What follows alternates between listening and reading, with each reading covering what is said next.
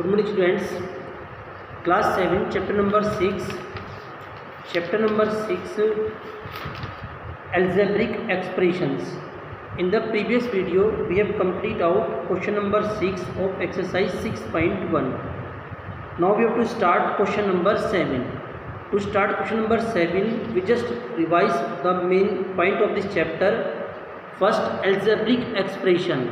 Algebraic expression is the combination of variables and constant with the sign of operation. It is called algebraic expressions.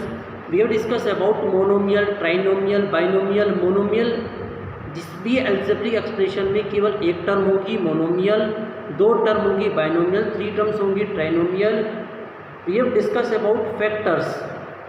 Factors अगर आपके पास कोई भी term है, जैसे suppose एक term लिखी है 10x²y, अगर आप इसे मल्टीप्लाई की फॉर्म में ब्रेक कर देते हो तो these are called factors of this. Coefficient का मतलब होता है कि अगर वो आपसे किसी भी टर्म में किसी भी वेरिएबल का है किसी का भी कोफिशिएंट पूछेगा तो उसको छोड़कर बाकी सब, जैसे y का कोफिशिएंट ये पूरा, x² का coefficient 10y, like this. Constant term without variable, like term जिसमें जो हमारे पास वेरिएबल हो, किसी भी टर्म में जो वेरिएबल होंगे बिल्कुल एक जैसे होंगे, उनके ऊपर सेम पावर होगी और सेम ही वेरिएबल लिखे होंगे. तो ये कुछ वर्ड्स टर्म्स थी जो हमने डिस्कस करी थी. Now start question number 7. In the question number 7 right the factor of each term of the following. आपको हर एक टर्म के फैक्टर को डिस्कस करना है. तो in the question number 7 we just note down its second part. What is the second part?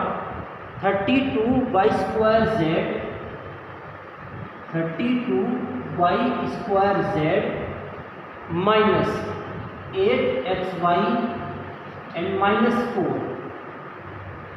There are 3 terms. It is a trinomial. Now we have to discuss factors of each term. जैसे हमारे पास जो इसकी first term है, first term क्या है? 32y²z. आपको इसके factors बताने हैं. तो सबसे पहले आप इसे ब्रेक करोगे. 32 मल्टीप्लाई y मल्टीप्लाई z. तो हम ये कॉल कर सकते हैं कि 32y z ये इसके क्या होंगे? फैक्टर्स होंगे. तो हम ये कॉल कर सकते हैं कि फैक्टर्स ऑफ 32y²z. इसी तरह से factors of -8xy, -8 multiply x multiply y. इसी तरह से फैक्टर्स ऑफ -4. तो इसका फैक्टर तो ये खुद ही रहेगा -4. इसको तो आप ब्रेक नहीं कर सकते क्योंकि कोई वेरिएबल है ही नहीं मल्टीप्लाई में. क्लियर? तो इस तरह से आपको हर टर्म को लिख के उसको मल्टीप्लाई की फॉर्म में ब्रेक करना है. It's a very easy. Suppose का एक पार्ट और ट्राई करते हैं. वैसे तो वो भी इजी है. We just note down its fourth part. In the fourth part x² minus y² z.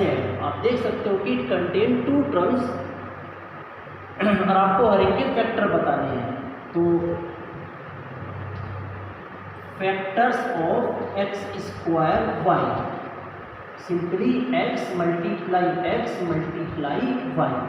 इसी तरह से फैक्टर्स ऑफ -y² z, तो -y इंटू z. सब वेरी सिंपल. क्वेश्चन नंबर 7 आप इस तरह से होमवर्क में कंप्लीट कर सकते हो विदाउट एनी प्रॉब्लम. फिर भी कोई समस्या अगर आपके पास आप डिस्कस कर सकते हो. Question number 8 and question number 9 दोनों ही सेम क्वेश्चन हैं. आप दोनों की स्टेटमेंट को देखो ध्यान से. आपको हर एक टर्म की डिग्री बतानी है और उसके बाद आपको पूरे एक्सप्रेशन की डिग्री को भी मेंशन करना है. तो क्वेश्चन नंबर 8 के लिए आपको क्वेश्चन नंबर 7 के चारों पार्ट करने हैं. 8, 9 के तो आप अगर आपको पार्ट दे रखे हैं तो हम क्वेश्चन नंबर 9 कर रहे हैं. क्वेश्चन नंबर 9 का सपोज करते हैं, उसका थर्ड पार्ट नोट डाउन करते हैं। In the third part 1 minus 2t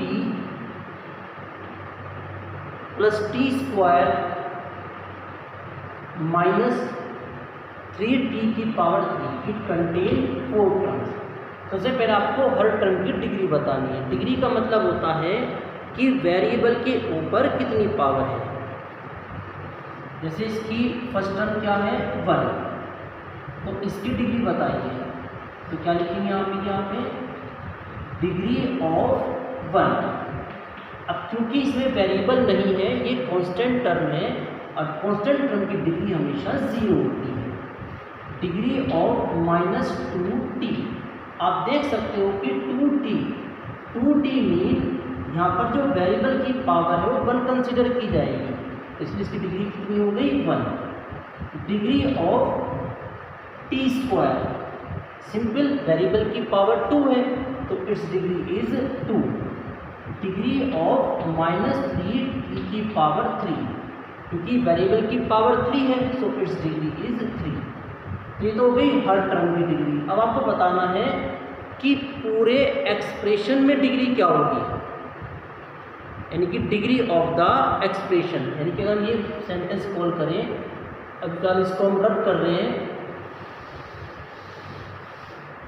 कि अगर आपको पूरे की डिग्री बताना हो, degree of 1 minus 2t plus T square minus 3t की पावर 3, तो इसकी डिग्री हम क्या कॉल करेंगे। देखो हमने हर टर्म की डिग्री तो अलग बता दी, आपको बतानी है कंप्लीट की डिग्री। तो उसका सिंपल सा तरीका होता है कि हर टर्म में जो सबसे बड़ी डिग्री होगी उसको हम पूरे की डिग्री कॉल करेंगे। तो the answer is yes 3। I hope आपको डिग्री क्लियर हुई होगी ना। एक बार वो ट्राई करते हैं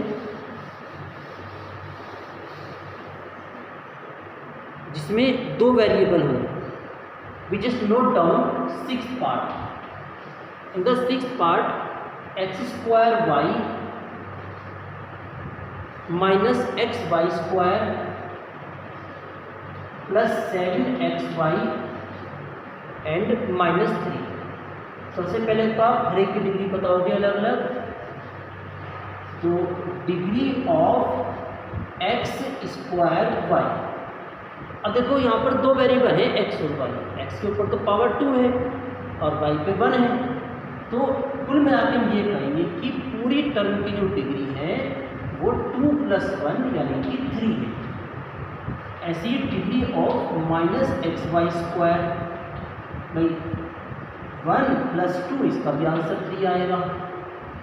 डिग्री ऑफ 7xy, तो इसका कितना बैठेगा 1 + 1 यानी कि 2। और बात आती है degree of -3 is a constant term, तो इसकी डिग्री कितनी हो गई 3। अब हमने चलो डिग्री बता दी, आपको बतानी है डिग्री पूरे की। तो अभी ने क्या बताया था, जो सबसे बड़ी डिग्री होती है टर्म में वो इसका आंसर आएगा, तो इस आंसर इज 3। तो पूरे एक्सप्रेशन की डिग्री क्या आ जाएगी 3। आई होप आपको क्लियर हुआ होगा डिग्री वर्ड। तो इस तरह से आप क्वेश्चन नंबर 7, 8, 9 होमवर्क में कर सकते हो ईजिली। तो इस तरह से हमारी एक्सरसाइज 6.1 कंप्लीट। तो question number 7, 8, 9 in homework. Thank you very much.